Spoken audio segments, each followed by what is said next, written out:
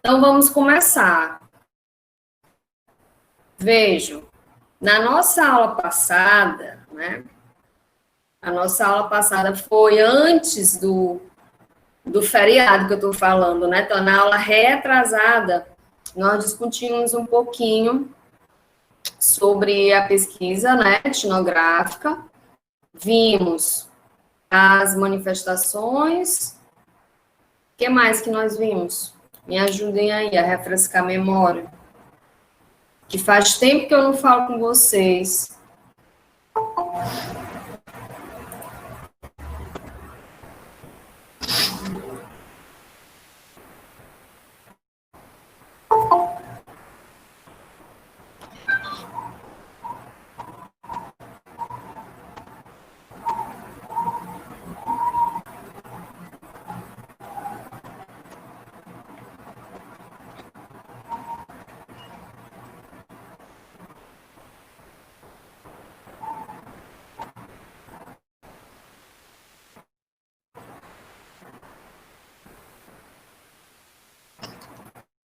Hein? Nem vocês lembram também? Só um minutinho. Ah, pronto. Busquei aqui na plataforma. Foi o vídeo, né? O vídeo sobre o conceito de cultura, o vídeo sobre o reggae.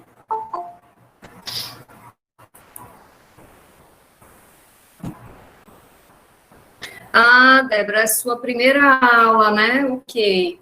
Depois você converse aí com a turma para fazer parte do grupo, para dar uma olhada nos materiais que eu já enviei, tá bom?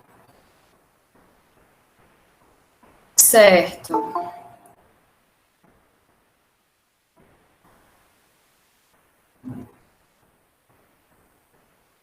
Hoje nós vamos relembrar um pouco, turma, das dificuldades que foram vividas pela antropologia no seu início, digamos assim. Lá pelo século XIX, metade do século XIX, até ela se consolidar mesmo no século XX, enquanto ciência, tá? E adentrar as universidades. É interessante porque acredito que vocês talvez não vão ter essa lembrança do semestre passado, mas nós pontuamos essas áreas, não é? E aí se faz necessário para que a gente possa dar continuidade aí na nossa primeira etapa da disciplina, entender essas áreas e compreender também as relações que as áreas possuem com cada ciência, né? Então, a sociologia com a antropologia com a filosofia, antropologia e política, história e antropologia. Então, é necessário que vocês tenham aí esse aporte teórico, tá bom? Esse material já está lá na plataforma, as áreas da antropologia, ok? Eu vou buscar aqui os slides, como vocês já sabem, quando eu estou lá nessa janela, eu não consigo ler o chat. Então, vocês me falem, se vocês não visualizaram.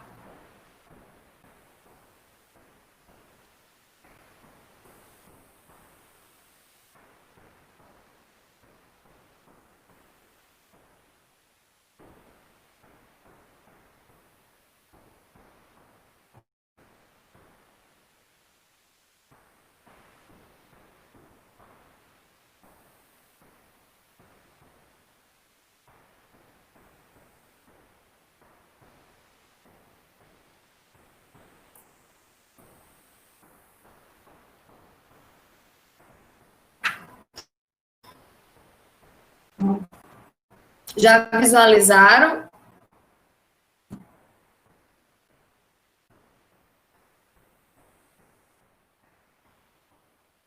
Certo.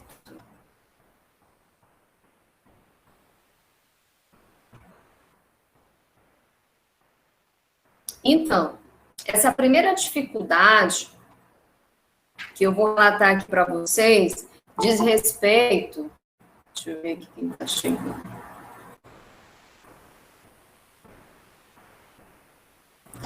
Diz respeito à terminologia. Por quê? Porque bem no início do século XIX, né, até a metade, tinham aí muitas indagações e debates com relação à nomenclatura, né, ou terminologia que seria usada quando a gente falar sobre, por exemplo, a ciência que estuda o homem, que é justamente a antropologia, né? No caso de vocês, que é a antropologia social e cultural, é a ciência que estuda o indivíduo em todas as suas dimensões, né? Em todos os seus processos. Então, aqui nós vamos ter a primeira dificuldade, que será ao nível das palavras, certo? Então, a primeira dificuldade se manifesta ao nível das palavras, mas ela também, aqui, é particularmente reveladora da juventude da nossa disciplina. Então, vocês já sabem que, assim como a sociologia, a antropologia, quando surge no século XIX, fazendo referência às outras ciências, né, elas são relativamente novas. Então, a grande proposta da sociologia, por exemplo, foi o quê? Analisar o contexto que foi gerado pela Revolução Industrial, né? Todo aquele caos que a Inglaterra estava passando. No contexto antropológico, havia a dificuldade de você ter as culturas, que eram entendidas como culturas superiores, e do outro lado, tudo aquilo que não fazia parte, né, dessa cultura, que era vista como superior, que era vista como uma cultura padrão.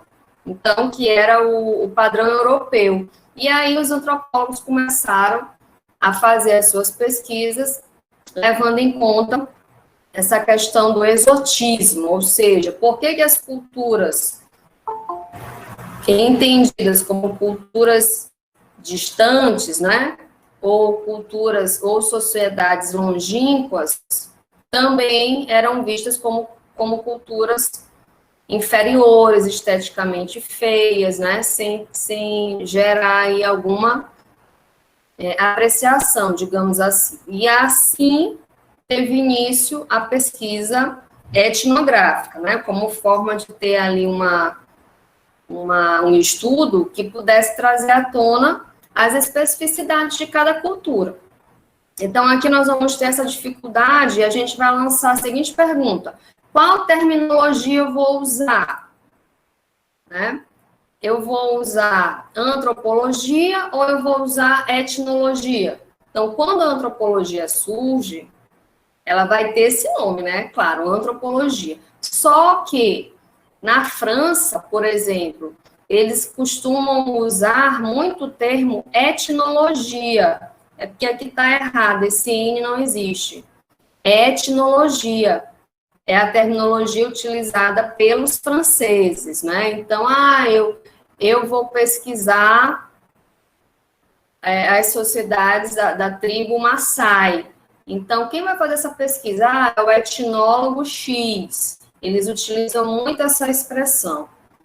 E aqui no Brasil, como em outros países, né, nós vamos ter a antropologia. Então, aqui no Brasil, nós costumamos falar da antropologia. Etnologia, digamos assim, para os brasileiros, para os antropólogos brasileiros, é um termo utilizado quando a gente vai fazer uma pesquisa sobre etnias, tá? Mas isso não quer dizer que está errado para os franceses, não, né?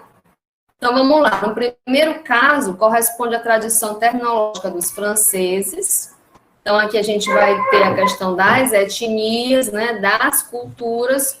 E no segundo caso, antropologia é usado nos países anglo-saxônicos. Então, a gente vai entender que aqui no Brasil, nós vamos usar antropologia porque nós temos várias áreas de antropologia, né? Antropologia cultural, social, psicológica, que é o que a gente vai, né, falar mais à frente. E aí, por que que esse aspecto ficou sendo conhecido como uma dificuldade? Justamente pelo que eu estou falando para vocês. Porque os debates iam acontecendo e aí os pesquisadores ficavam, a etnologia. Aí o outro falava assim, não, a antropologia. Então, os que estavam de fora, né, se fazia essa pergunta, bom, mas como é o nome dessa ciência? É antropologia ou etnologia? Então, havia essa curiosidade, digamos assim, e dificuldade, mas hoje isso aqui é uma dificuldade superada, tá bom? Até porque, como eu falei para vocês, os franceses tomaram para si essa, essa nomenclatura, tá? Então, a primeira dificuldade é o nível das palavras, qual terminologia usar, antropologia ou etnologia. Aí nós temos a segunda dificuldade, que essa dificuldade é bem interessante, né? Diz respeito ao grau de cientificidade que convém atribuir à antropologia. E aí a gente vai fazer aquela pergunta: o homem está em condições de estudar cientificamente o homem? Isto é, um objeto que é da mesma natureza que o sujeito? Então, aqui nós vamos ter uma preocupação, né? Porque nós tínhamos, no século XIX, as ciências sociais, né? Sociologia, antropologia, política, digamos assim. E nós tínhamos a preocupação de fazer uma análise mantendo o quê? Um distanciamento social. Vocês vão lembrar lá de Durkheim, que Durkheim dizia: o meu objeto de estudo é o fato social, mas o pesquisador tem que manter certo distanciamento para que ele não se envolva na pesquisa, não é? E mais à frente nós vimos que essa preocupação dele, ok, fazia jus, fazia alguma diferença, porém, nós já sabemos também que a gente faz as pesquisas, mas que nem sempre eu vou permanecer neutro, né? Em um momento ou outro eu vou me envolver com o meu objeto de estudo. Na antropologia é um pouco diferente. Por quê? Porque nós temos enquanto objeto de estudo o indivíduo e suas dimensões, né? Cultural, social, política, geográfica, econômico. E quando o antropólogo vai fazer a sua pesquisa, ele se envolve.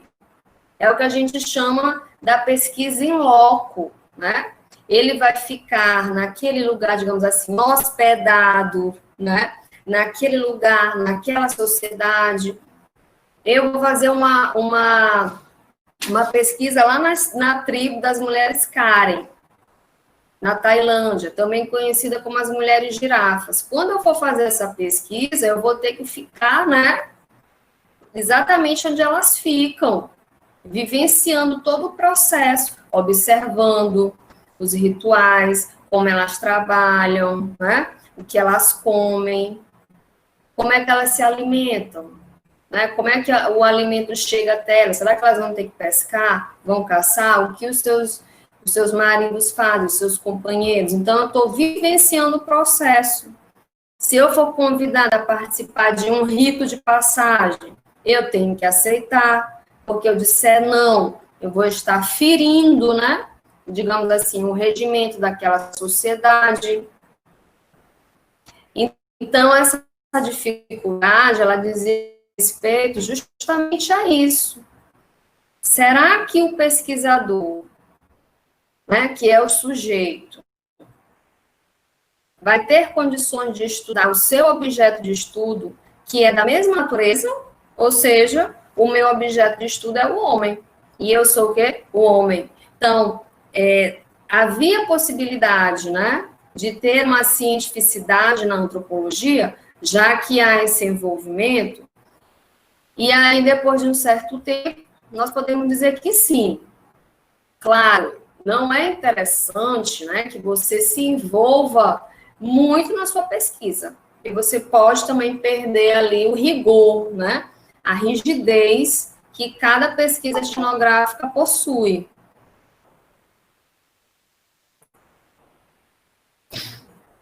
Mas não tem como você permanecer neutro, né? Eu não sei se eu já mostrei para vocês as imagens do antropólogo Malinowski, quando ele foi fazer a sua pesquisa lá pelas Ilhas Trobriand, por Nova Guiné, né?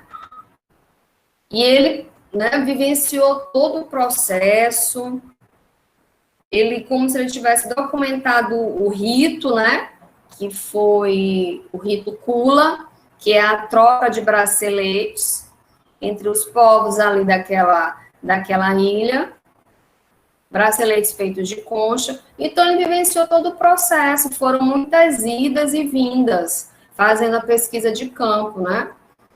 Veja, vou dar um outro exemplo para vocês. Eu tinha uma professora de antropologia que ela fazia pesquisas nas sociedades indígenas, né? Nas tribos indígenas, aqui do Maranhão. Então, quando ela chegava, eu cansei de ouvir as histórias dessa minha professora, quando ela chegava dessas tribos e dizia, olha, eu vivenciei um rito de passagem.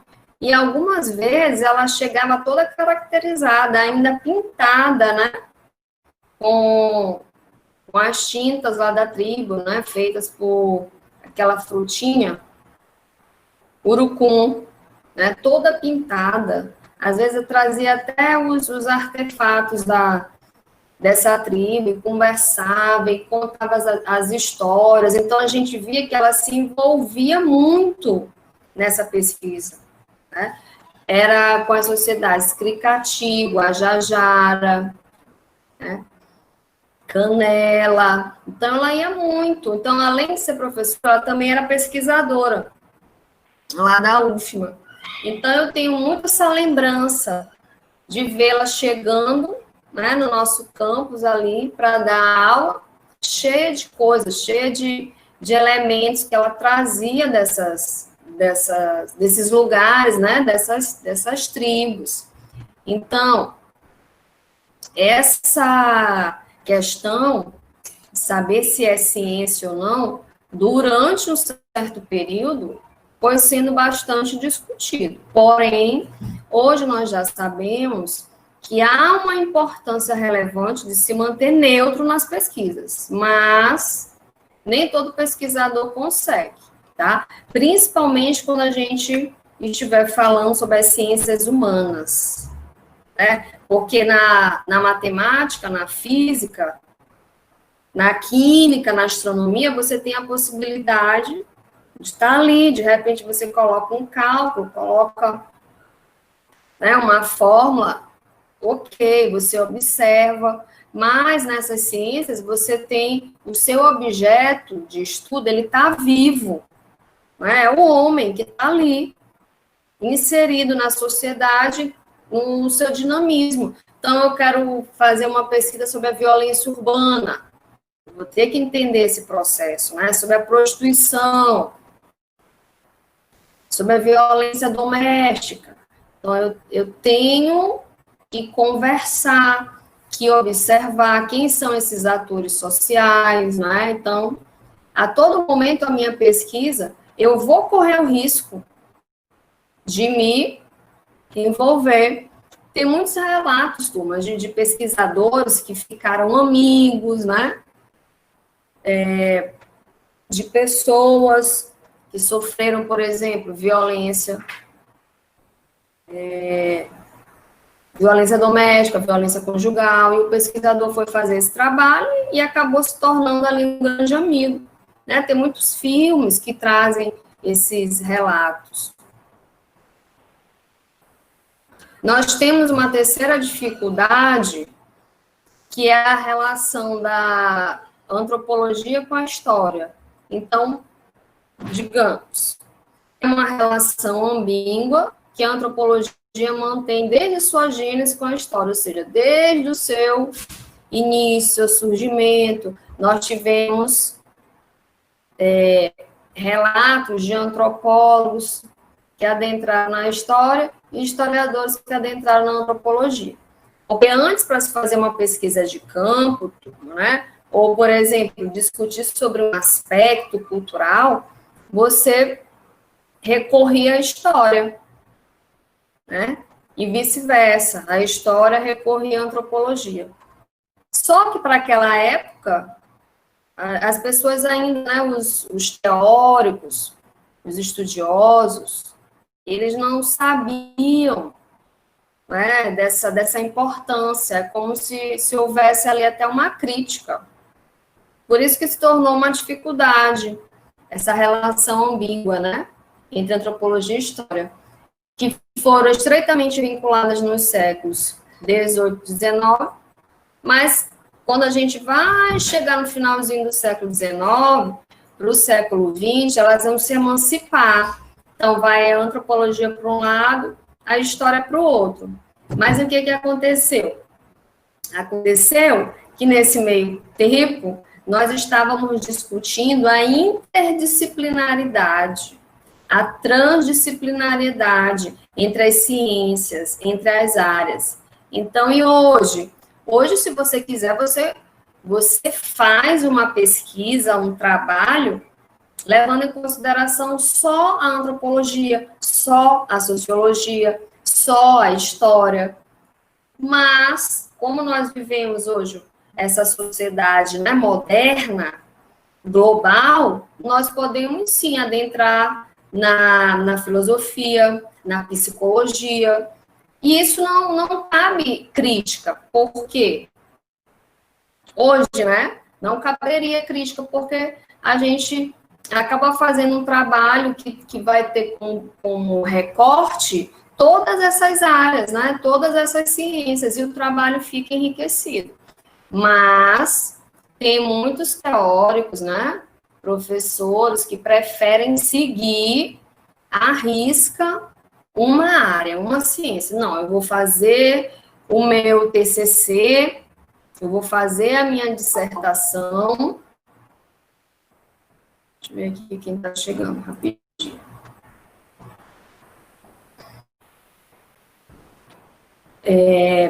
E vou utilizar apenas uma área.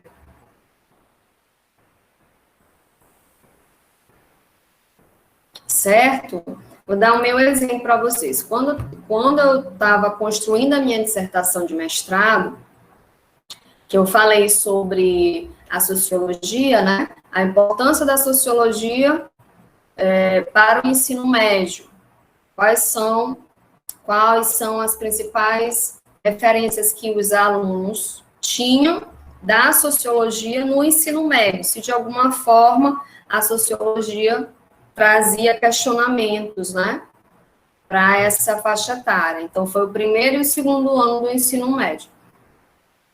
Eu peguei só a sociologia, né, então, como se eu tivesse montado ali um cronograma da sociologia, desde o seu início. Mas, se eu quisesse, eu também poderia pegar um pouquinho da antropologia, certo? Funciona assim. Quando vocês estiverem chegando ali, digamos, lá pela metade do curso, né, de vocês, pelo 8º período, por ali, vocês vão pensar, bom, eu quero fazer minha monografia, eu vou falar sobre o quê? Eu tenho que falar sobre um tema que eu gosto, né, que tem uma curiosidade. E aí vocês vão escolher esse tema e vão escolher os autores que vão trabalhar esse tema. E assim vocês podem, eu quero direito trabalhista, eu quero criminal, eu quero ir pelo direito do idoso, direito ambiental, né? Só que entendam, naquela época, isso, né, era visto como uma dificuldade. Então, era muito comum fazer estudos usando duas áreas ao mesmo tempo. Porém, alguns teóricos criticavam essa prática. Atualmente, as pesquisas apontam que tanto a antropologia quanto a história podem caminhar juntas, apesar de campos diferentes, como eu falei para vocês, né? Não só a antropologia e a história, assim como as outras ciências. Aí nós temos uma quarta dificuldade, que seria o seguinte: provém do fato de que nossa prática, né, vai oscilando sem parar, isso desde o seu nascimento, entre a pesquisa que se pode qualificar de fundamental e aquilo que é designado sob o termo antropologia aplicada. Então, aqui a gente faz a pergunta: para que serve a antropologia? Onde eu vou aplicar os conhecimentos antropológicos? Então, no caso, vocês, que assim, antropologia, turma, eu acredito que ainda vocês não tenham visto, né? Só se vocês já tiverem passado por outra graduação. Alguém já viu antropologia em um outro momento? Me contem aí. Falem, tá? Porque eu não estou lá no... Professora, eu só tive na faculdade mesmo. Por que eu faço essa pergunta? Diga, pode dizer. A gente pode até ver um pouco sobre antropologia e sociologia no ensino médio, mas não aprofunda. Porque a sociologia, ela entra, né, no ensino médio, às vezes até no Fundamental 2, como a filosofia. Mas a antropologia é só nas universidades, nas faculdades. Então, por isso que, às vezes, ela se torna... Oi? Antropologia no ensino médio, a gente também vê naquela questão do conceito de cultura. Aí exemplifica um pouco a questão da antropologia. Porque tem uma área da sociologia que questiona a cultura de massa, o poder da cultura, as mídias, e aí a gente vê um pouquinho, né? Sim. Mas a antropologia em si, vocês só começam a ter na universidade ou na faculdade. Então, por isso que eu estava falando, às vezes ela é muito amada. Vocês sabiam que a antropologia ela é mais aceita do que a sociologia, apesar de ser menos usual? Olha que interessante. E aí, por vários fatores, né? Às vezes, quando nós temos professores de sociologia e esse professor ele não tem a formação, porque é a nossa realidade, turma, infelizmente, da educação básica, né, digamos assim, do fundamental, até chegar no superior. Às vezes, quem ministra a aula de sociologia é o professor de arte, é o professor de filosofia, né? É o professor de história. E isso é um erro grave, né? Porque, afinal de contas, o cientista social ele passou 4 anos na faculdade aprendendo tudo aquilo, né? De sociologia, antropologia e ciência política. Então, às vezes, aquela aula não se torna tão interessante. O aluno pergunta, o professor não sabe responder. Ou o professor enrola na resposta. E aí o aluno também vai perdendo o interesse. Né? Porque quando a gente fala, não, professora, sociologia é muito chato. Né? Filosofia também. Mas, quando você tem, né, o conhecimento correto, e você tem a possibilidade de conversar mais, né? Às vezes até de uma maneira informal com o teu professor, eu acredito que a disciplina vai se tornando mais agradável. E não você pensar, eita, eu estou no curso de Direito e eu vou ter aula de Sociologia Jurídica, ou eu vou ter aula de Antropologia. Então, de cara, a gente já cria aquela expectativa negativa. Ah, não, isso aqui é muito chato, né? Para que eu tenho que estudar Antropologia?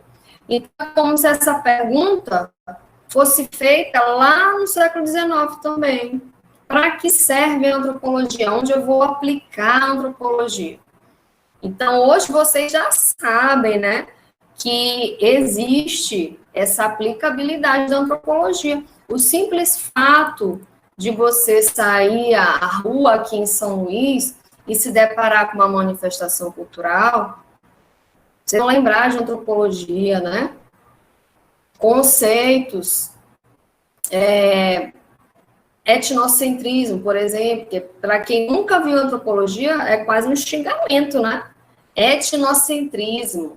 E aí, quando a gente descobre que o etnocentrismo é quando eu valorizo a cultura do outro, né? E menosprezo a minha, ou eu valorizo a minha e menosprezo a cultura do outro, eu já estou entendendo, né, que eu sou uma possibilidade, mas existem muitas manifestações culturais. Só que nesse período, essa pergunta foi feita, né? Como eu vou aplicar o conhecimento antropológico?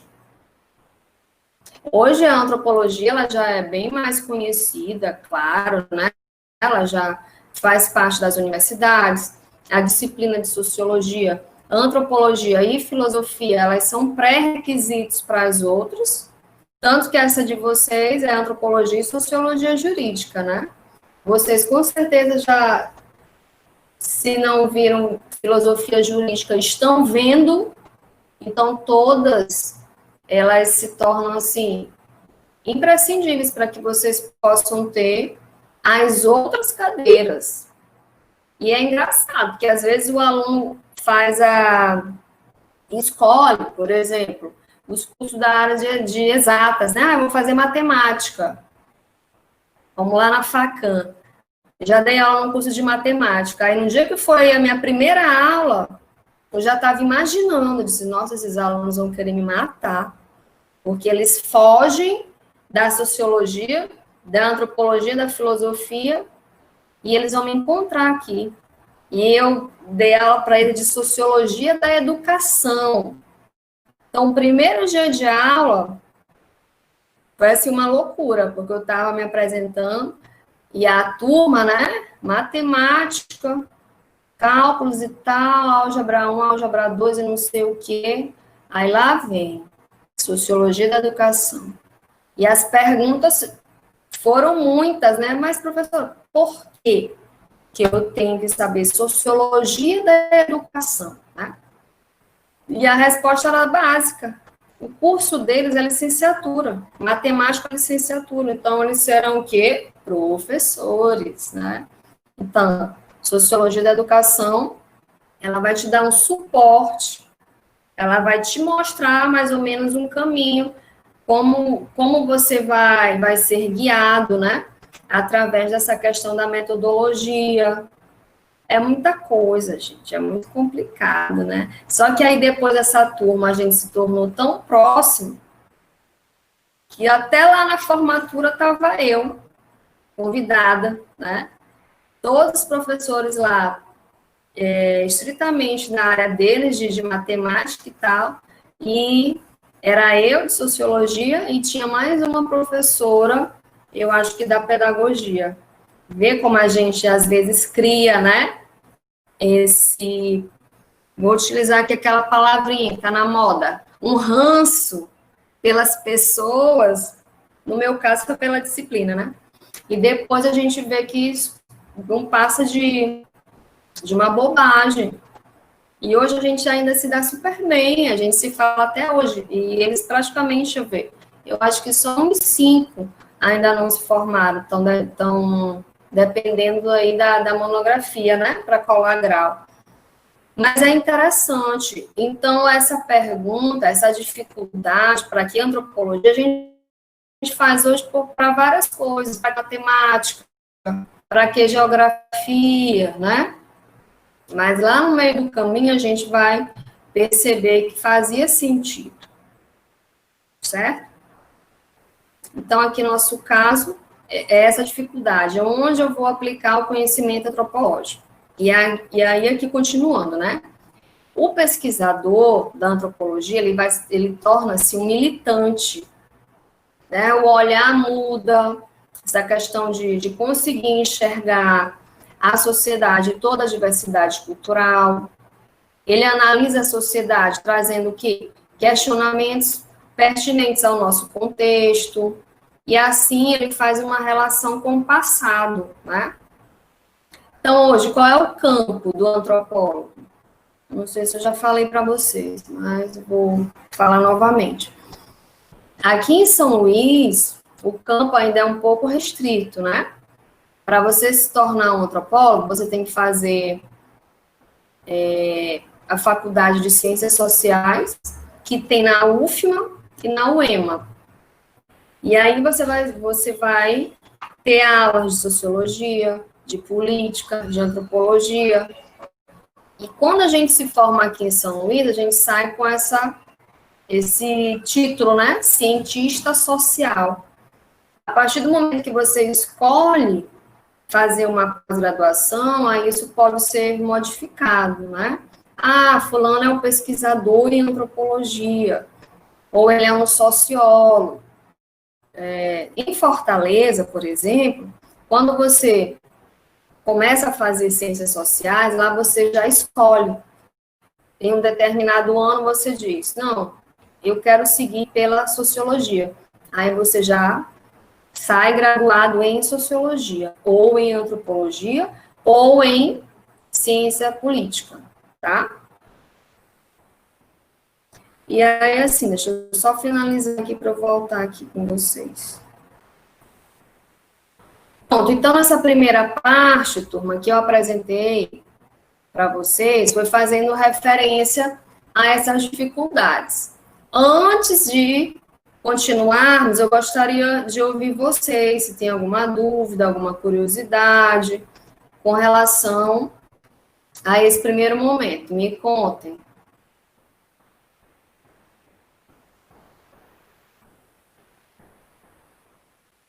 Marcelo diz que está tudo tranquilo. Nenhuma dúvida desse primeiro momento, professora. Fala, Esther. Então, nenhuma dúvida até agora, pelo menos com relação a isso. Ah, tá. Lana também diz que para mim também. Nájila tá tudo certo.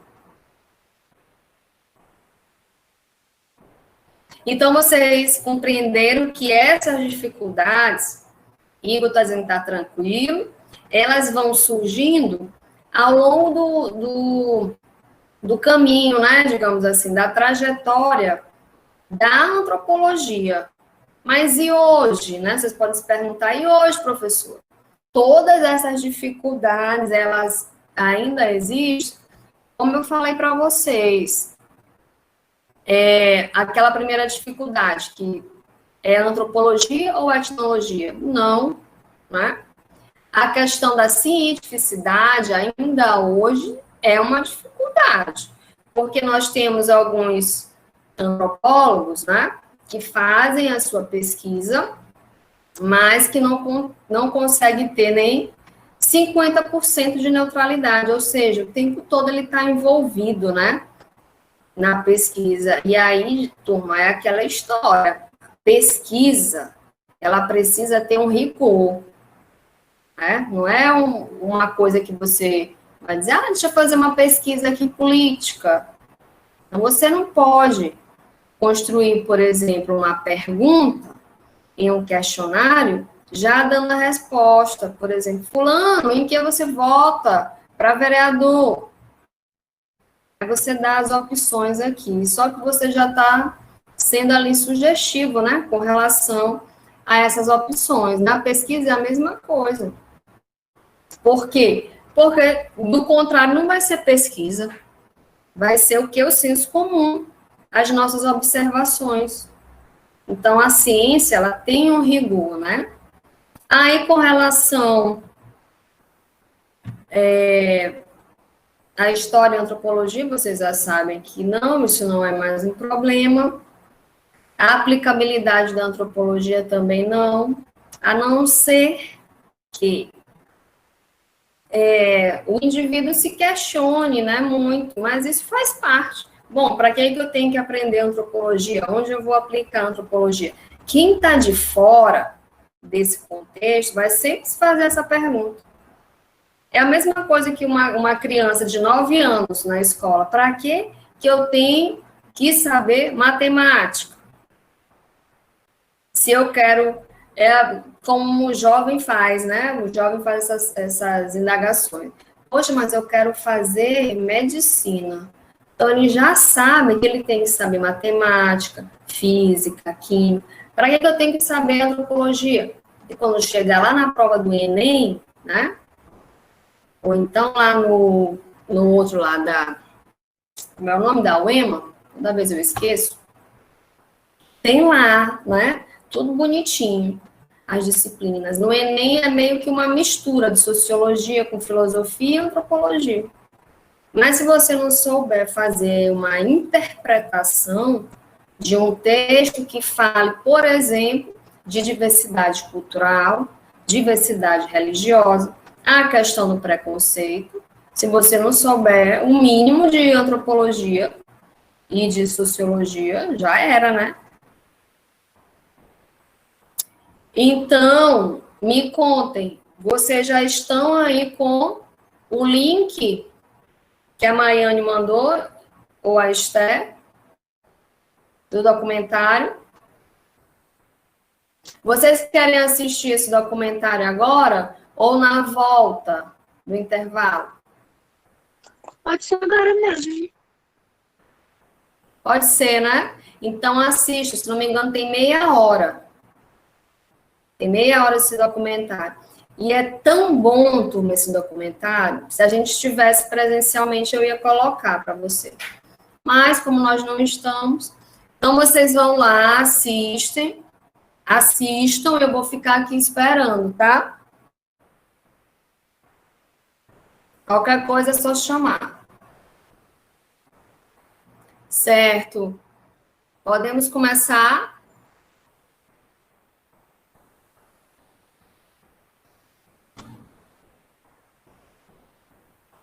Sim, professora. Turma, vocês gostaram do documentário? Me contem.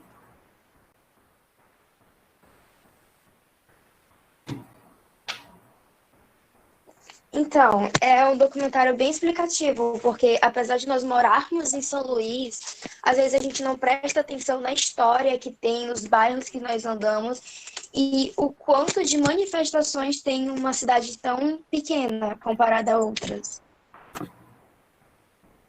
Verdade. Alguém mais quer falar? Eu acho que vocês perceberam que esse é um documentário ali onde vai pontuando as principais questões da nossa cidade, né? E ele se torna ainda mais interessante porque ele acontece ali em meados do início da nossa, digamos, modernização, né? Porque a gente sai de uma São Luís até a década de 90 e nós entramos em uma São Luís dos anos 2000, né? Mais moderna, com, digamos, com aspectos mais urbanos, porém, nunca descaracterizando aquela velha São Luís, que é como nós enxergamos ali o centro histórico. O que mais que vocês têm a dizer? Qual foi a parte mais interessante que vocês acharam? Que fala sobre muita coisa, né, ele? Além das questões de urbanização. Professora, Oi. é interessante a gente perceber que a cidade ela já foi criada como um forte, né? Então, as ruas, as vielas, tudo isso é pensando em proteção militar. É interessante isso. Sim, né? Quando busca ali o relato, mostra até aquela parte da Ponta da Areia, né? Que a gente percebe que hoje está bem visitada pelos turistas, mas alguns talvez nem conheçam essa história. Eu acredito que nem vocês, né, tinham essa informação. Professora, das capitais dos estados brasileiros, eu acredito que São Luís seja uma das que tem mais história, né? Mas uma das mais ricas na questão histórica. Sim, nós temos também ali em Salvador, né? Mas nessa historicidade dessa questão mesmo cultural, nós saímos na frente. Tanto que foi até falado no documentário que em 1997 nós ganhamos o título, né? Patrimônio Cultural da Humanidade. Então, acredito, professora, que seja o Rio de Janeiro, Salvador e São Luís, as cidades com mais história, né? Eu também me arrisco a dizer, porque você pega essa questão do contexto cultural e é muito rico, né? Sim. O que mais, gente? E aí mostra também as fábricas, né? As grandes fábricas, que hoje a gente sabe que são ali, naquela localidade, nós temos o Sintra, que era foi uma fábrica, né, belíssima. Temos ali aquela parte, como se a gente já fosse ali para o Bacanga, que é mostrado também, não falo o nome, o centro de convenções, gente. Me fugiu agora o nome dele, não sei se vocês já foram. Como se a gente fosse mesmo ali pela UFMA. Que assim, essa fábrica, por exemplo, quando foi feito o projeto, né, para se tornar a escola, o Sintra, foi muito bem aceito, porque os próprios alunos, eles podem, né, cultivar essa lembrança, a história. Não sei se vocês já conhecem o Sintra, já tiveram o prazer de ir até lá. É muito bonito. Claro, porque houve essa tentativa, né, de São Luís se igualar às outras capitais, né, os outros países, tanto que aquela parte do centro histórico, tem alguns trechos no documentário, que mostra os casarões. Vocês viram um que tem uma criancinha, um bebezinho, lá no casarão? Foi justamente uma das polêmicas, né, que acabou sendo aí gerada pelo fato de você ter o casarão, aqueles casarões, e que muitos ainda hoje, né, estão ali, porque vão passar por reforma, outros não vão, e outros que já serviram como abrigo, como estacionamentos. Então, é triste, porque você vê toda aquela parte da nossa história não tendo ali a possibilidade, né, de ser vista com bons olhos, não só por nós, mas pelos turistas. Então, hoje o IPHAN, ele desenvolve um trabalho muito sério com relação a esses casarões. E é interessante que não agora, né, mas que posteriormente vocês possam ir, né, passear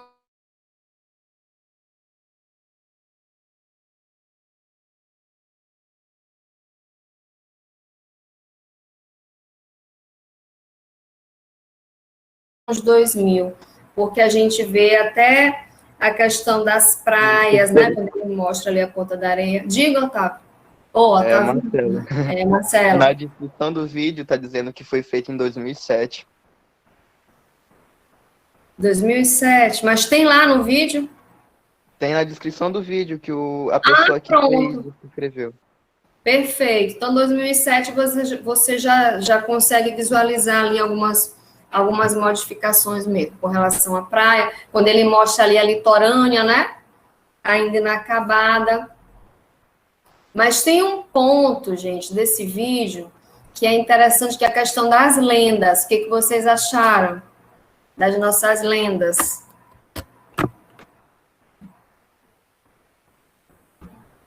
Me contem aí.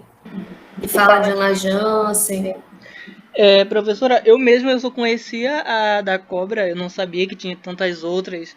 E eu achei bem curioso, porque mostra que a diversidade cultural dessas lendas, ela é bem ampla em São Luís. Ela não fica só restringida a algumas. Ela tem essa da Dona Jansen, tem a da cobra e das outras, né, que foi falado.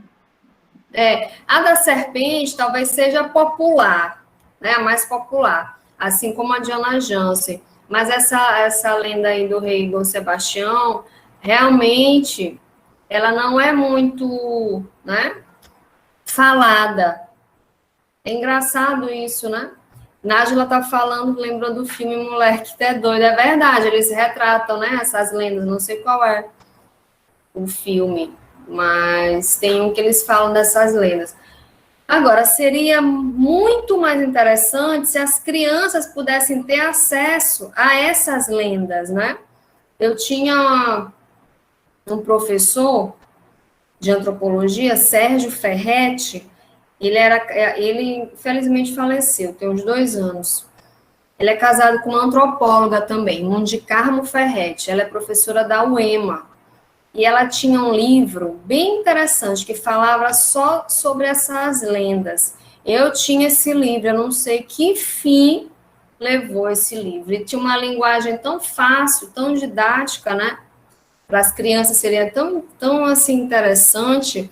Mas eu vou ver se na próxima aula eu consigo pegar algumas lendas e trazer o contexto para vocês. Que tem algumas que nem eu sei também, né? Como é contado no documentário, fica ainda mais, né, curioso. Também é falado sobre a questão religiosa, né, do tambor de mina. E aí, o que vocês acharam desse trecho? Ficaram assustados ou não?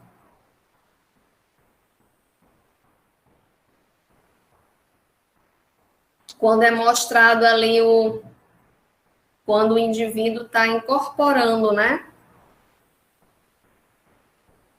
Vocês já tinham visto em algum... Professora, para mim é macumba. Foi macumba, eu fiquei assustada. O que, Maiane? Olha o etnocentrismo. Não, porque como as mulheres incorporavam ali, não era só uma, logo tudinho começava a cair, era mexer a cabeça. Meu Deus, eu nunca tinha visto assim como era, realmente. Por isso que eu fiz questão de colocar esse documentário para vocês, que é uma forma de vocês estarem abertos, né?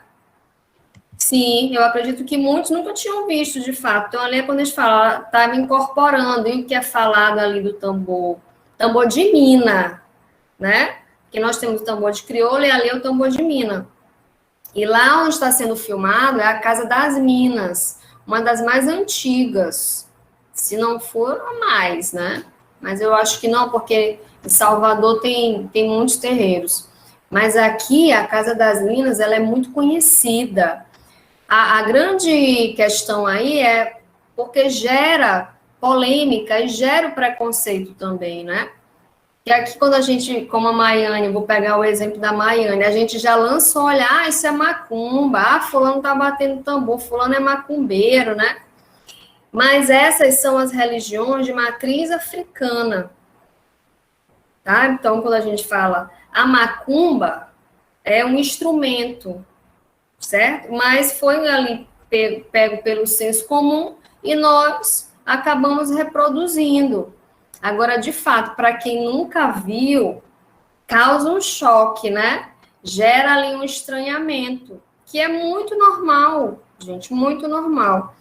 Mas, agora, professora, é importante que eles dançam e faz aquele contato com o espírito sobre a religião dele, para pegar bênçãos, se libertar de culpa, alguma coisa. É interessante isso, porque eles fazem esse ritual. Fazem esse ritual, e aqui em São Luís tem muitos terreiros, muitos, né? Vocês sabem que lá em Codó é um berço, né? Mas, enfim, ainda tem, né, como eu falei para vocês, um olhar preconceituoso, aí mesmo por conta de uma questão cultural, né, e religiosa. O que mais que vocês gostariam de falar?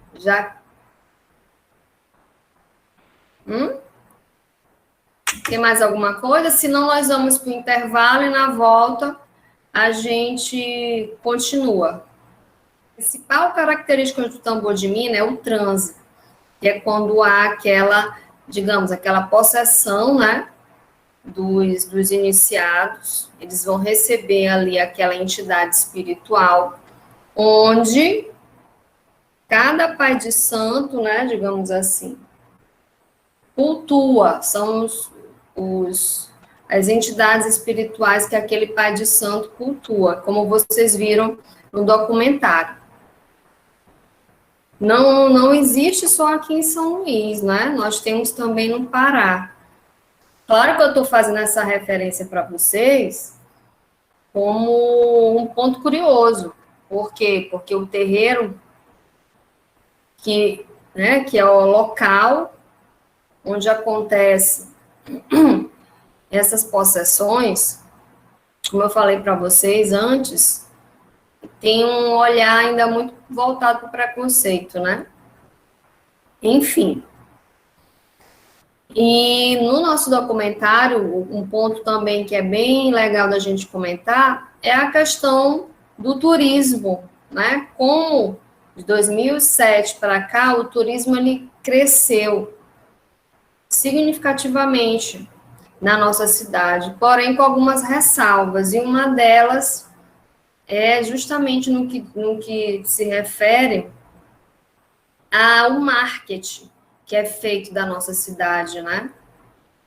Com o intuito de chamar, né? Buscar o turista, porque nós sabemos que, por exemplo, o Centro Histórico, que é um ponto turístico, hoje nós podemos dizer que ele está bem melhor.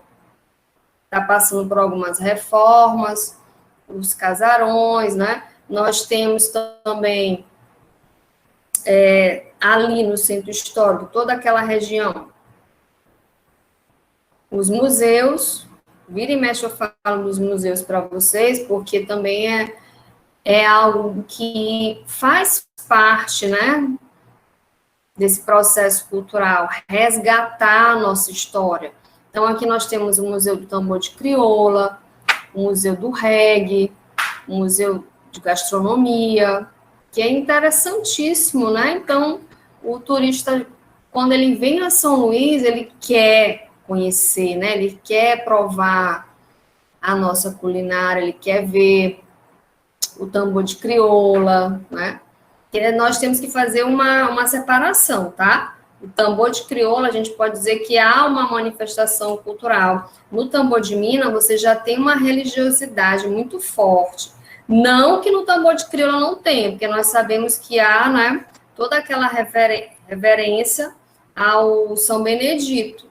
Mas no tambor de Minas, vocês viram que há a questão do transe, né, que são as possessões, quando os iniciados recebem, né, as entidades.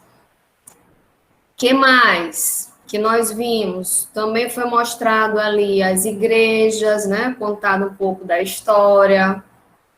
A igreja também é um ponto turístico, né? Por ali aquela igreja da Sé, que é uma das mais bonitas, se não for a mais bonita, da nossa cidade. Que fica ali perto da Praça Benedito Leite, né? Que também é um ponto turístico. Hoje teve uma pausa na feirinha, né? Não sei se a feirinha já voltou a funcionar por conta da pandemia. Não sei como é que tá. Agora eu sinto tanta falta dessa feirinha. Ou se a gente não tivesse vivendo esse momento. Nós já tínhamos ido lá fazer nossa pesquisa de campo.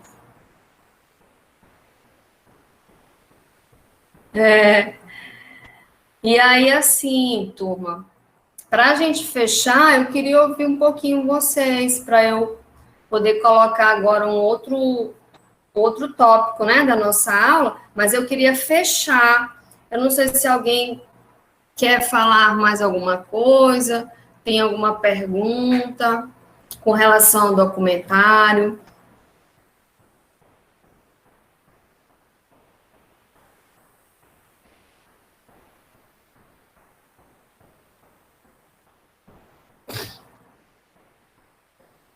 No finalzinho do documentário, né, é mostrado um pouco ali da litorânea e mostra um pouco eu acho que é aquele viaduto ali da Coama, mostra um pouquinho das pessoas ali na Deodoro, né, que é justamente nesse período que nós estávamos começando, digamos assim, a presenciar mesmo essa questão de uma transição, né, da modernidade, a questão da internet, das tecnologias, estava bem no início.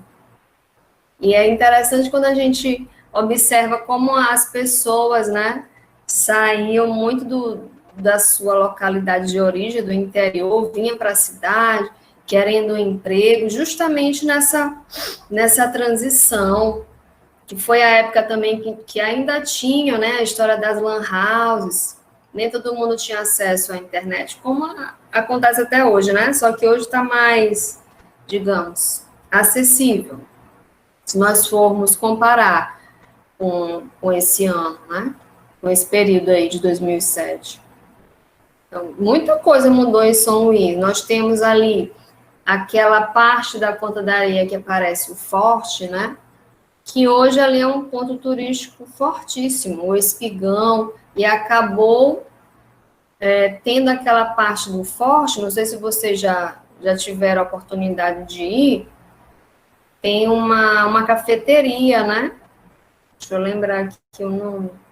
Café do Forte. E aí também fica tudo pertinho. Você vai no Espigão, dá uma passeada, o turista vem, entra ali nesse café, que é um café, mas também tem toda a história, né? Você pode conhecer. A última vez que eu fui, eu vi até um pequeno vídeo. Tem alguns objetos ainda. Você entra no Forte, né?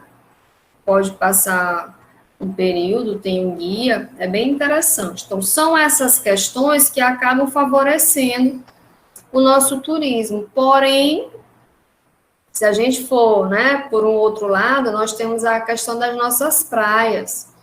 Dentro da percepção cultural, nós estamos bem servidos, digamos assim, mas com relação a essas belezas naturais aí de praia, é triste quando a gente chega na praia e olha aquela placa, né?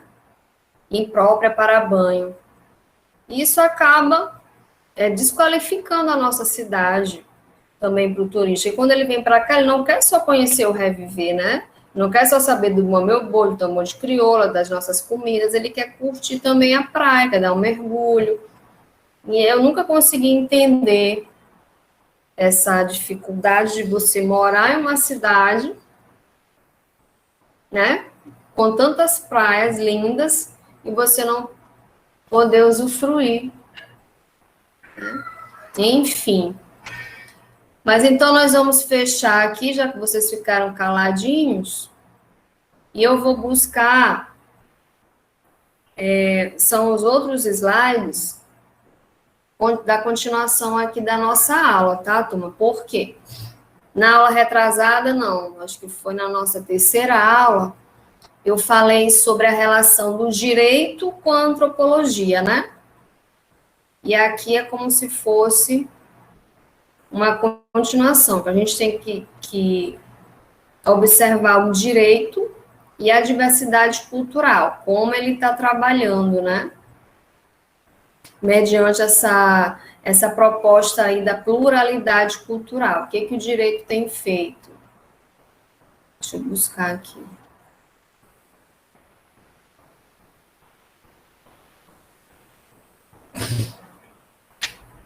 Esses slides eu ainda não postei na plataforma, tá bom? Eu ainda vou colocar, tá? E aí vocês já devem estar visualizando. Na verdade, eu coloquei assim, o fenômeno da diversidade cultural e o mundo jurídico, tá? Mas vocês podem ver também o processo, né, da diversidade cultural. O que nós precisamos pensar no que diz respeito ao direito, né? Primeira coisa é de fácil percepção que a formalização de uma educação jurídica com relação ao respeito, consciente das diferenças existentes entre as culturas, promoveria um convívio social mais harmônico. Porém, o meio através do qual se poderia interferir na formação de operadores do direito, com o pensamento alternativo, é com certeza mais trabalhoso. O que aqui se quer frisar é que a cultura se expressa de diferentes modos. E, em decorrência disso, o direito precisa interagir mais com com outras ciências sociais, né? Então, de fato, o direito, por ser uma área estritamente, digamos assim, rigorosa, né, ortodoxa, ele precisa adentrar, digamos assim, construir mais processos interrelacionais para que a gente possa discutir, então, a sociologia, a antropologia, o direito, né? O que os operadores do direito estão fazendo com relação à diversidade cultural? O que está sendo trabalhado nos cursos de graduação em direito, né? Ou até mesmo de pós-graduação em direito, com relação à diversidade cultural, tá? Porque isso aqui é uma discussão para todas as áreas, turma. Não é só da antropologia, não é só da sociologia, certo? Por quê? Porque nós precisamos ter em sociedade um convívio, digamos assim, pacífico, né? Mas nós sabemos que há todos um conflito social diário. Todos os dias nós temos problemas que estão aí na sociedade, né? De cunho político, social, econômico. E aí a gente precisa dar uma, digamos, uma olhada, né? Uma organizada e saber como o direito está fazendo essa interpretação. Então, estando a regulamentação do convívio humano determinado pelo direito e não pelas outras ciências sociais, impõe-se àqueles que materializam as disposições legais uma maior responsabilidade social. Os operadores do direito possuem sobre o comportamento humano, né, uma implicação direta e que os obriga a terem uma compreensão mais abrangente da realidade social que os outros cientistas, né? Claro que nós estamos falando aqui da questão do ordenamento jurídico, certo? O que é legal, o que não é, o que cabe sanção, o que não cabe, que é a questão da penalidade, né? O que é discutido dentro de um padrão comportamental que, na verdade, não existe, né? Um indivíduo que ele é marginalizado pela sociedade, obviamente, ele não vai ter um padrão comportamental, digamos, né?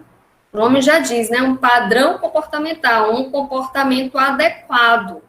Nem todo mundo vai ter esse comportamento. Então, o que nós precisamos discutir é justamente como um direito, né, está lançando aí o seu olhar. Tem alguma relação com essa diversidade cultural? Que, turma, a diversidade cultural que eu falo não é só na proposta das culturas, né? É da proposta também das etnias. É lembrar que tem as culturas, as etnias, as sociedades, os povos.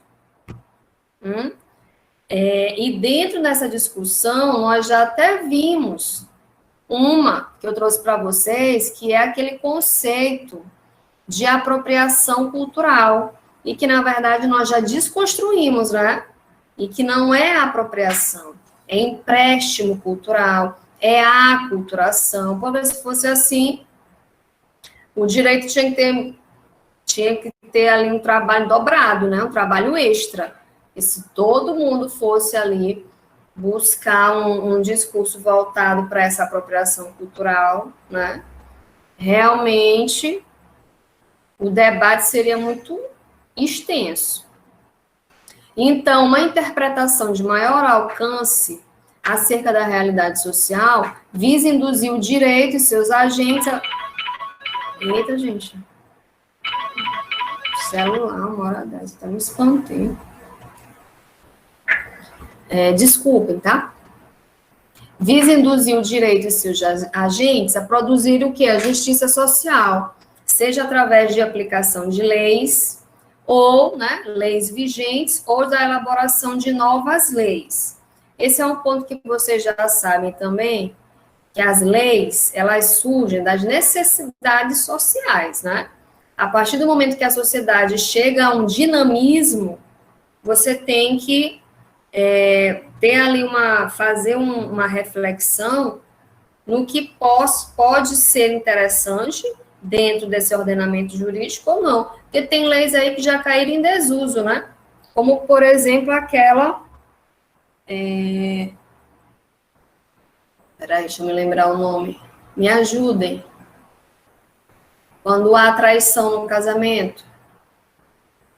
Me lembrem aí, o nomezinho que nós usamos. Exatamente, obrigada. Questão do adultério, né? Aqui já não cabe mais. Mas nós temos outras leis que foram pensadas e criadas, né? Temos outras tantas que estão sendo discutidas. Então, tudo isso por conta das transformações sociais. Então, repondo-se ao mundo jurídico, né, e essas diversidades culturais, considera-se necessário que o intérprete do direito esteja apto a identificar essas diferenças. Então, ele deve perceber, né, ter uma visão diversa dessas sociedades, e não aquela visão universal. Não adianta você falar, a cultura é universal, mas qual é o sentido, né? Que existe cultura em todas as sociedades, mas se você for realmente fazer uma pesquisa aprofundada, você vai perceber que cada sociedade é única, né? Como no nosso país, que nós temos a questão das regiões, região norte, região nordeste, né? Você pega ali a região sudeste, que é um processo cultural totalmente diferente da região nordeste, né? Que eles foram ali influenciados por outros países, são outras questões, que a gente não pode jogar todo mundo no mesmo saco, digamos assim, né? Bota todo mundo aí nesse mesmo patamar, porque não é assim, tá? Então, essas diferenças, elas precisam ser pensadas. E isso só será possível com operadores do direito conscientes dessas diferenças, né? E libertos de pensamentos absolutos. E como eu falei para vocês, no direito existe um rigor que é próprio, né? Dessa área. E aí a gente precisa ficar o tempo todo se perguntando se há uma possibilidade de mudança, por que não? Né? Mas claro que é totalmente diferente de você pensar a diversidade cultural na história, na filosofia, na antropologia. Então, nós vamos ter aqui um autor, né, o Alberto Vará, que ele vai dizer: a prática dos juristas unicamente será alterada na medida em que mudem as crenças matrizes que organizam a ordem simbólica desta prática. A pedagogia emancipatória do direito passa pela reformulação e seu imaginário instituído. Então, o que isso quer dizer? É que todas essas práticas, né, e essas leis, digamos assim, essas convenções, elas precisam ser revistas, tanto que há uma discussão com relação à nossa Constituição, né? Muita coisa precisa, de fato, né, ser revista, mas é como se a gente passasse mesmo batido.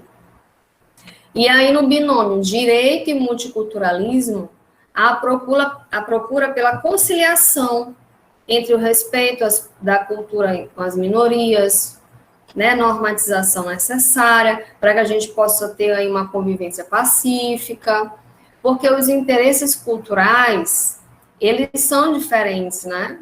Eles são distintos. O que é interessante para São Luís pode não ser para o Pará,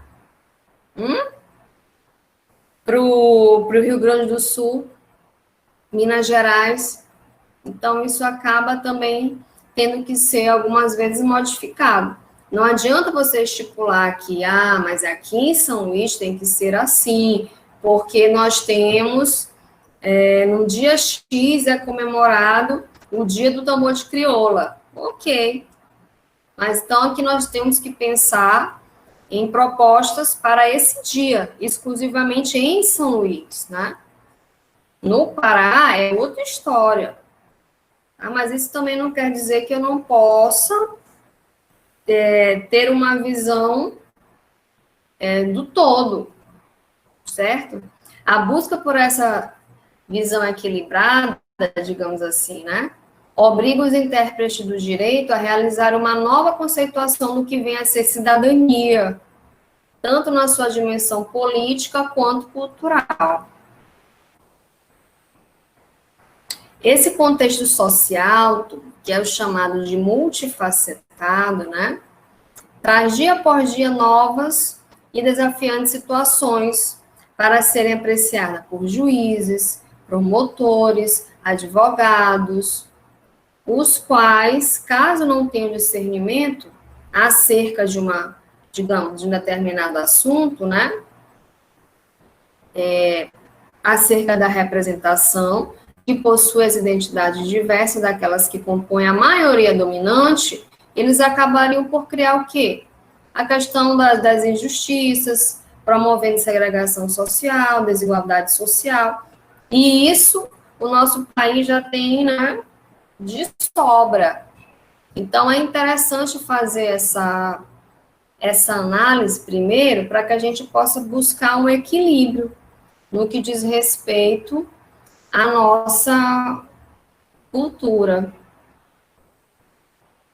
Então, a gente pode afirmar que esse desenvolvimento humano e a harmonização da sociedade estarão sendo favorecidos em virtude de uma interpretação da realidade social, consoante aos preceitos constitucionais. Então, eu vou trazer um exemplo para vocês. Existe, turma, o que a gente chama de educação escolar indígena, né? A educação indígena não é a mesma educação que nós temos. Os indígenas possuem um processo próprio de aprendizagem, tá? Então, como é que funciona? Nós temos professores indígenas ou não. Então, se alguém, né, digamos, que terminou a graduação lá em pedagogia, quiser ser um professor para trabalhar em uma aldeia, ele precisa ter uma especialização. Mas o que acontece? É mais interessante, né? Eu até me arrisco a dizer, é mais enriquecedor esse processo se o professor for indígena. Então, essa educação, ela precisa ser na aldeia, precisa ser bilíngue. O indígena, ele vai aprender na língua dele, né, que a gente fala que é a língua materna, e na nossa. Então, isso já se torna algo muito específico. Isso está lá, na nossa Constituição, né, que deve ser assim. Deve. Mas se nós formos fazer uma pesquisa aqui mesmo pelo Maranhão e saber quantas cidadezinhas, né, possuem aí, são polos que possuem as suas etnias, que possuem as suas aldeias, quantas possuem escolas. Com certeza nós iríamos descobrir que muitas, né, não têm a escola indígena, mas está lá, né, na Constituição. Então, são essas questões que nós temos que buscar uma reflexão, né, para que a gente possa compreender que a gente não pode colocar todo mundo em um mesmo pacote, em um mesmo patamar, porque a educação escolar indígena é de uma forma, a nossa é de outra. Ah, professora, mas eu conheço, né, alguns indígenas que fazem faculdade. Sim, eles fazem. Depois que eles terminam esse processo da escola, eles seguem. Se eles quiserem cursar a faculdade de direito, de nutrição, de enfermagem, seja qual for, eles podem. E aí eles vão deixar as aldeias, né, para virem, digamos, para a cidade, né, e fazer uma graduação normal. Isso aí é tranquilo. Só que, mesmo assim, eles ainda serão vistos como os indígenas, óbvio, né? Porque o fato deles receberem esse conhecimento na educação formal, nas universidades, nas faculdades, não faz com que eles deixem de ser indígenas, né? Então, a gente precisa ter em mente, conhecer, né, quais são os elementos que estão presentes em cada cultura. Se a gente for lá na África, nós vamos perceber que a questão do conhecimento da escola, né, da educação formal, é muito precária, mas nós sabemos que há vários povos, né, várias sociedades que vivem ali na África, pelo Quênia, né, Nova Guiné, que tem seus modelos próprios de educação. Então, não adianta você colocar todo mundo vai ter que passar por esse processo escolar da mesma forma. Não adianta, porque a gente não vai, né? Então, o efetivo respeito pelos direitos culturais não é dever exclusivo dos operadores do direito, mas todos que compõem o Estado, tá? Isso significa que a materialização da garantia constitucional do direito à cultura dependerá de cidadãos que possuam uma consciência coletiva que visem o quê? Aceitar as múltiplas possibilidades de questionamentos sociais e jurídicos. Isso quer dizer que vocês, agora que estão bem no início, né, do curso, tem todo um caminho, uma trajetória aí pela frente no que diz respeito a essa questão da cultura, né? Então, vocês com certeza ainda vão participar de debates, de fóruns, seminários, encontros para discutir, porque essa é uma questão que está bastante em alta, digamos assim, né? E a gente precisa discutir, principalmente vocês. Tá? É claro que tem uma ligação aí direta com a antropologia, porque é a antropologia que trabalha com a antropologia cultural que vai trabalhar, né, com essa diversidade. Surgem também muitas curiosidades, como, por exemplo, mas como é que é o ordenamento jurídico lá de Portugal, né, da Tailândia, lá na Índia, no Marrocos, que tem uma cultura totalmente diferente da nossa, né? Então, as coisas são bem diferentes. O casamento, se vocês já tiveram a oportunidade de ver, o casamento na Índia dura quase uns 3 dias. Tem toda uma preparação, né? E o nosso casamento aqui tem todo um aspecto burocrático, né? Casamento no civil, tem que ter testemunha, tem que ter não sei o quê. Lá na Índia, não. Para eles, o que vale é a palavra. Se a noiva disser sim, é sim. Não tem que ter essa história de gente tá testemunha do casamento, né? Mas é um processo, né, cultural de cada país.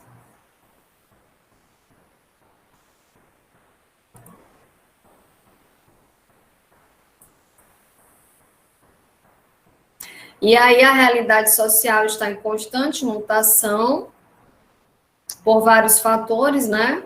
Hoje em dia, um dos mais incisivos é o que está relacionado com as tecnologias de informação, que isso também é um ponto que a gente vira e mexe fala, né? Tradição e modernidade.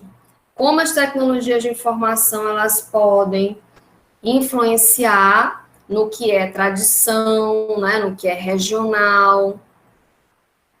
Hoje nós sabemos que, por exemplo, a gente faz o uso dessas tecnologias, mas quando a gente viaja, principalmente para um local que, como a nossa cidade, né, como São Luís, que é patrimônio cultural da humanidade, a gente também quer comprar, por exemplo, uma lembrancinha, né? Deixa eu mostrar isso aqui para vocês, ó.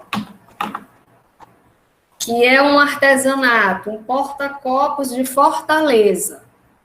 Então, isso aqui é um elemento cultural, né, da cidade de Fortaleza, que é vendido lá no Mercado Central, por exemplo, onde eu comprei esse aqui.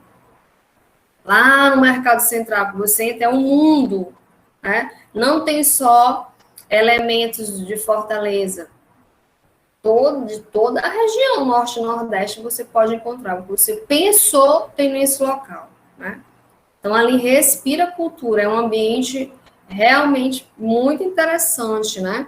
Objetos bem antigos e objetos modernos. Então, isso acaba, algumas vezes, se confundindo. Só que, aqui mesmo em São Luís, se a gente for bem aqui na Raposa, para a gente chegar, né? Bem pertinho ali no cais, a gente vai se deparar com as rendas, né?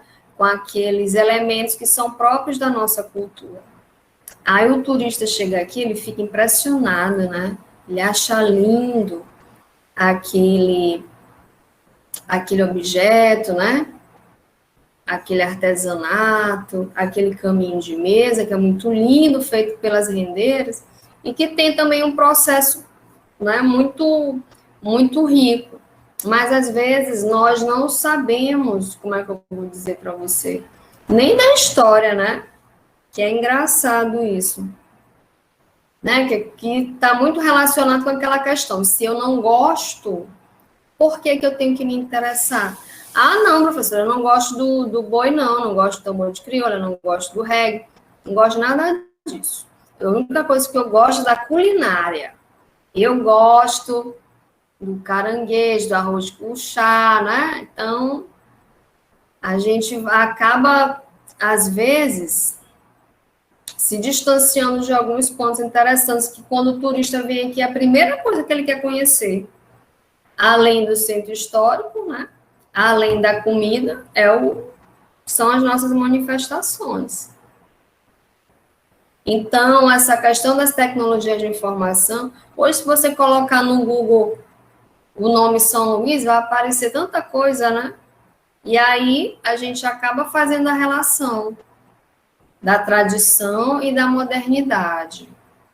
Lembra que eu falei para vocês que hoje o Bumba Meu Boi, ele acaba recebendo essas influências? Então, muda a música, as roupas, né? A coreografia.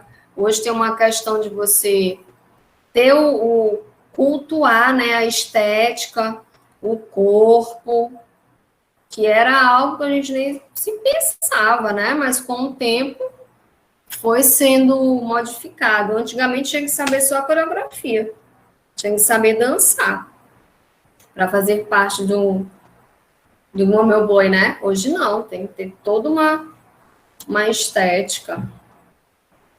Então, diante desse quadro, disciplinado pelo incremento da dinâmica social, a interpretação do direito também precisa ser vista a partir de um conhecimento valorativo, né? Pois a realidade é recriada a cada instante e o intérprete do direito deve interagir com essa variação. Os agentes do direito precisam recriar seus conceitos ou adaptá-los à nossa transformação social, né? Procurando inventar condições para o desenvolvimento social equilibrado, através do reconhecimento das diferenças existentes entre as culturas que coexistem no espaço geográfico brasileiro. Isso aqui é o básico, né? Porque uma vez que você vai estar em uma dada localidade, você tem que saber que ali possui características específicas, certo? Observa-se que, para a consecução desse objetivo, se reclama dos operadores jurídicos uma imprescindível análise crítica e reflexiva dos sujeitos sociais, exatamente. Então, a gente tem que buscar, né, construir a crítica quando necessário.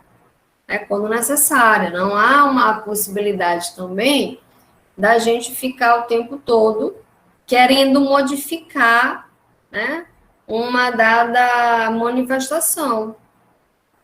Ela, por si só, já vai sofrer o que a gente chama de descaracterização, né? Então, a atualidade social corresponde a uma multiplicidade de questões problemas que vão envolvendo, né, o nosso relacionamento.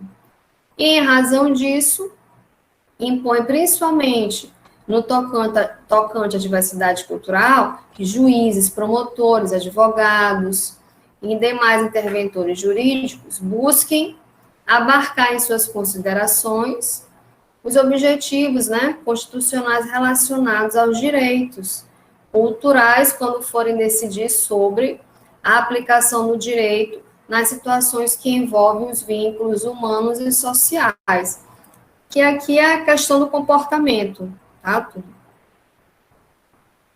A questão do comportamento, né? Como o nosso comportamento, ele é compreendido. E aí a gente pode citar também a questão do padrão, né? Do padrão social, do status social, que é engraçado que vocês mesmos falaram aí do documentário, que não conheciam muito as lendas, né? Foi a primeira vez que vocês viram a questão do tambor de mina, né?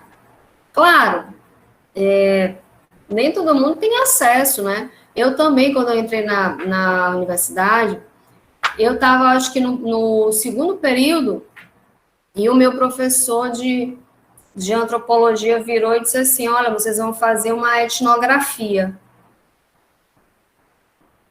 Vocês vão estudar as religiões. E teve gente que foi para o terreiro, teve gente que tentou falar sobre aquela igreja que fica ali no Canto da Fabril. Como é o nome? Me ajudem. Hoje eu estou péssima para lembrar, gente. Universal. Teve gente que falou sobre o espiritismo. Só que o grupo que ficou com a religião de matriz africana para ir ao terreiro, imaginem só, no segundo período, né, foi aquele choque.